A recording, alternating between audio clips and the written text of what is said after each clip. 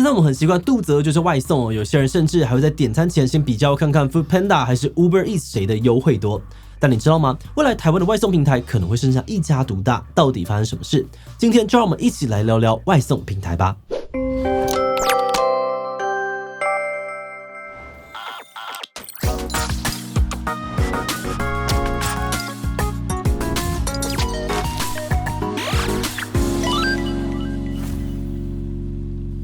Hello， 大家好，我是志勤。最近台湾的两大外送平台 Foodpanda 跟 Uber Eats 抛下了震撼弹。Uber 呢即将用高达 9.5 亿美元，也就是大约308亿元的台币的现金，收购 Foodpanda 的台湾外送事业。虽然整个收购案还需要台湾的主管机关审核，但消息一出，很多网友都在讨论外送平台是不是要改名了。有人提议Uber Panda 或是 Eat Panda， 但更受欢迎的可能是吴伯义和熊猫组合成的吴伯雄。不过这次的并购案也引起了不少人担忧，因为两大外送平台的市占率超过了80%，未来整个外送市场很可能会被 Uber Eats 给垄断。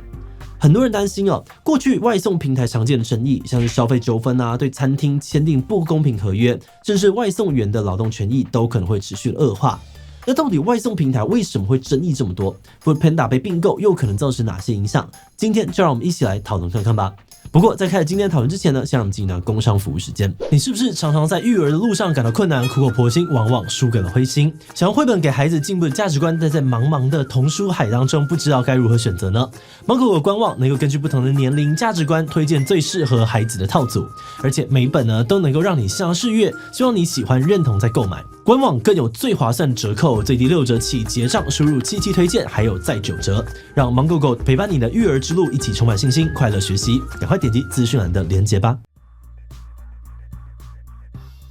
要讲到外送平台争议之前我们要先来谈谈外送产业是怎么样在台湾兴起的。2012年 Foodpanda 在新加坡创立，并且在马来西亚、印尼、泰国以及台湾营运，还是最早进入台湾市场的外送平台。当时台湾的社会形态正在改变，在外租屋的上班族以及不开火的双薪家庭比例攀升，外食人口也逐年的增加。根据主计处的调查，全台只剩不到1成的民众会固定自己煮饭，而 Foodpanda 提供的食物外送服务就顺势崛起。他们不只提供民众线上点餐服务，也解决了过去通常要满额好几百块才能够外送限制，受到了民众的欢迎。从2015年开始，不止外商平台，像是香港的 Lalamove、新加坡的 Honestbee 以及美国的 Uber Eats 都陆续的宣布进军台湾，就连台湾的企业像是 Foodomo、有无外送、吃饱没等等也加入了竞争，形成了百家争鸣的盛况。在外送发展初期很多人都会抱怨外送平台大多都采用文字线上客服，不止没有办法及时回应，很多时候也只会得到罐头的回复，根本是鬼打墙。所以台湾本土的外送平台像是 Foodomo、有无外送，为了要抢用户纷纷主打了真人即时客服，要提供有温度的服务。而吃饱没外送相较于其他平台动辄30%到40% 的抽成，他们更打出 20% 的低服务费。在短短不到1年合作餐厅就突破了1000家，下载量超过20万，成为了本土外送平台的霸主。那面对本土外送平台的这个攻势外商平台选择用资本的力量应战。像是被德国企业 Delivery Hero 收购了 Foodpanda 以及美国的 Uber Eats， 他们靠着雄厚的资本，全力的祭出广告行销以及免运补贴折扣码优惠，抢到了更多的用户，在台湾站稳外送老大跟老二的地位。不过撒钱虽然暴力简单但长期的资金压力也让很多的平台吃不消。像是2019年的6月，新加坡的 Honestbee 就爆出了资金危机，传出基线店家5000万元，宣布暂停营业。同年8月吃饱没的创办人也坦言，各家优惠大战已经严重冲击到公司的营运，评估后决定要退出市场。不过活下来的平台是找到客人了，但外送员不足成为了他们面临的第二个问题。外送平台大打优惠战快速吸引了用户，但外送员的数量却没有跟上。很多民众抱怨叫个餐等很久不然就是拿到已经冷掉的餐点食不下咽。为了吸引外送员加入外商平台又发挥了超能力，不惜亏本也要提供一单120元的酬劳真人。同时也用荷包深度自己掌握，时段任选，将温暖带给别人的广告标语，让外送员这份工作看起来既弹性自由又富有社会意义。2019年的7月PTT 有篇文章，熊猫外送员月薪真的有10万吗？更是把外送员的讨论推上了高峰。留言里面有人贴出了薪资单证明外送员月入10万不是梦，吸引了各家媒体争相报道。后来越来越多的人加入外送员，光是2019年外送员就从数百位成长到了破万人。当时104人力银行统计，外送员的年龄呢平均为26岁，有将近70%把外送当正职，平均月薪4.2万，相较于大学生不到3万的起薪成为了热门的选项。不过，外送员这个看起来弹性又收入高的新兴职业，却爆出了劳动争议。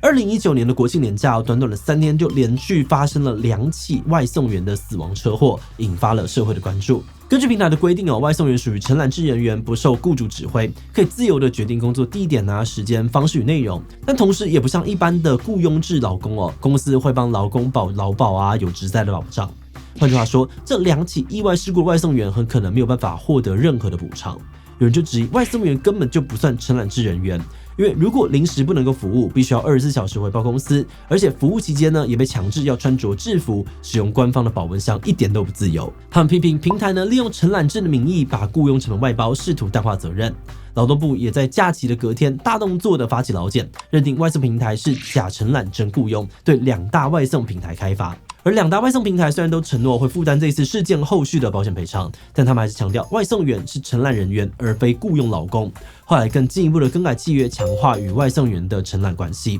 像是不再限制外送员穿制服，允许外送员呢可以在多家平台接单，甚至 Foodpanda 还在合约当中要求外送员不能够争取雇佣权利，否则呢要付20万元违约金等等。此外，其实也有很多的外送员反对被认定是雇佣劳工。他们除了担心失去时间弹性，也担忧如果只跑单一的平台，可能会让收入减少，所以宁愿呢自己去工会保劳保，或是买多一点点商业保险就好。而除了劳动争议之外呢，外送员造成的交通乱象也在网络上面吵得非常的凶。有人拍到一段影片短短23秒的时间呢，就拍到7个外送员违规的事项，包含了违停逆向、跨越双黄线，甚至还有多位的外送员占据半条马路的情况。当地警方呢也说，平均1个月会对外送员开出30到50张的罚单。很多人都认为呢，外送员会发生那么多的意外，就是因为他们自己常常危险乱飙车。不过，也有外送员反驳，这其实是外送平台的问题。外送平台广征外送员从2019年的4.5万人飙升到了2022年的15万人，大大稀释到了他们能够接到的单量。再加上平台呢常常片面的更改外送单价，压低他们的酬劳，曾经一单120的高薪呢，现在一单只剩下30到40元。如果1小时送3单，甚至还低于基本工资。为了维持收入，他们当然也只能够飙车赚钱。所以也有很多人批评这一切的乱源呢，根本就是外送平台。除了外送员，他们跟消费者以及餐厅业者也都有过不少的争议。根据统计，2021年呢，光是2大外送平台在各县市受理的消费争议就有将近2000件，主要包含被取消订单不退费、订单延迟却不能够取消，以及订阅制服务呢无法使用却被收费等问题。面对这么多的消费纠纷，2大外送平台呢却几乎都没有出席协商或是调解会议，让很多人批评外送平台根本无心解决纠纷。另外呢 ，Foodpanda 跟合作餐厅之间的争议也相当的严重，甚至还告到了公平会上。首先是店内价的问题，有业者抱怨了 Foodpanda 强迫店家要按照店内的价格看成菜单，导致他们没有办法把各通路的成本反映在价格上面，只能够自己牺牲利润，匆忙了半天只收到一点点钱。而有的餐厅呢，虽然靠着调高店内的价格因应，却引起了消费者反弹，因为这等于是把外送平台的成本转嫁到了没有使用平台的顾客上，非常不公平。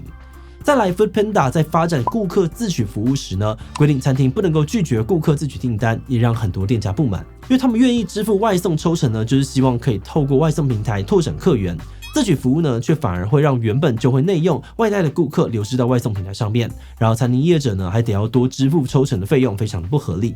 后来公平会认为Foodpanda 违反了公平交易法，才罚200万元。不过 Foodpanda 反驳，餐厅可以自由的选择合作伙伴，他们对于愿意维持店内价的餐厅呢，会提供比较低的抽成优惠，是为了双赢，不是要限制竞争，所以也提起了行政诉讼。但判决还没有出来，今年的5月中 ，Foodpanda 又抛下另外一颗震撼弹。5月14号 ，Uber 宣布呢，要用9.5亿美元收购 Foodpanda 在台湾的外送事业，预计呢会在2025年的上半年完成这笔交易。很多人都好奇Foodpanda 是目前台湾市占率最高的外送平台，为什么要卖？而背后的关键呢，可能跟它的母公司德国的 Delivery Hero 有关。Delivery Hero 的主要业务呢是外送跟快电商，他们在疫情时呢虽然有强劲的成长，但整体的营运仍然面临亏损。而在疫情之后，他们最大的亚洲市场就陷入了停滞，扩大了公司的财务困境，让他们不得不撤除掉部分的技术中心，也发动过好几波的裁员。反观 Uber Eats 的母公司美国 Uber， 因为积极的调整业务运作，在2023年中终于交出了成立10年来首次获利的成绩单。有人猜测 Delivery Hero 呢，为了要得到一次性的巨大收益，才会决定要卖掉台湾的 Foodpanda。那虽然这个并购案呢还需要台湾主管机关的审核，但却已经引起了外界的担心跟讨论。根据资策会的调查，2021年台湾消费者主要选择的外送平台分别是 Foodpanda 78%以及 Uber Eats 61%，遥遥的领先老三 Foodomo， 它只有 6.5%。那如果这两大平台再合并，恐怕会成为外送巨兽，有垄断的争议。不止消费者无法比价，既有的优惠也可能会消失，甚至是外送员的劳动权益可能更加的恶化。而外界预测 Uber Eats 呢，很可能会从两大方面想办法来说服公平会。首先呢是画大市场 ，Uber Eats 呢可能会用定价太高，大家可以去实体店消费的说法呢，把线下餐厅跟卖场都当成竞争者，来降低市占比，减轻垄断的疑虑。再来 ，Uber Eats 可能会强化合并之后所带来的产业价值。今年3月呢 ，Uber Eats 发布2023经济影响力报告，强调他们为台湾经济贡献了大约新台币815亿元的经济产值。外界认为如果合并之后 Uber Eats 可以提升产业效率，增加就业机会，让合并的好处多于坏处的话，公平会就有可能会同意。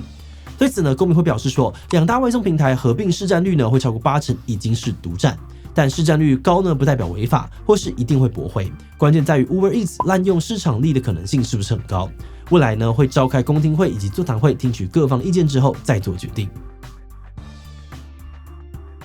那进入观点之前呢，我们也要先特别感谢志祺七的所有会员因为有了大家的支持跟赞助，我们才能够持续运作这个频道，让重要的议题被更多人看见，真的是非常的谢谢大家。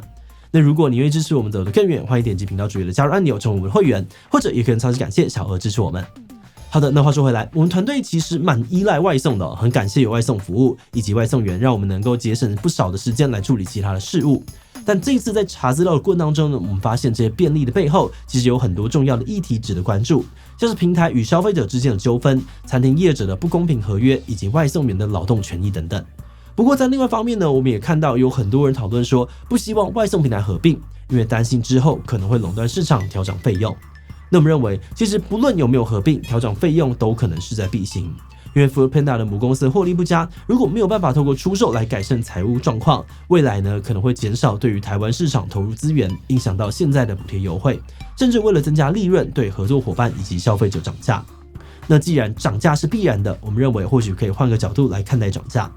过去因为大量的补贴促销，消费者对于外送服务都有着物美价廉的期待，进而忽视掉外送成本可能被转移到了餐厅、外送员，甚至是交通上。长远来看呢，可能也不太健康。如果未来涨价可以让获利提升，进而提升服务，让合作的店家跟外送员都能够拿到合理的待遇，我们认为这或许是相对来说比较可以接受的结果了。好的，那最后呢，我们想来问大家，你对于两大外送平台合并的新闻有什么样的感觉呢？不太希望这样子感觉选择性会降低，比蛮期待的两家整合之后呢，感觉有更多的资源可以提供更多的服务。自己跟我无关呢，我不点外送的。第七条留言分享你的想法吧。最后，如果你喜欢今天的影片，欢迎分享出去，让更多人知道外送平台。此外，也可以点击这个地方看量贩盐并购潮以及外送员的劳动安全。那么今天的这一期就到这边告一段落，我们就明晚再见喽。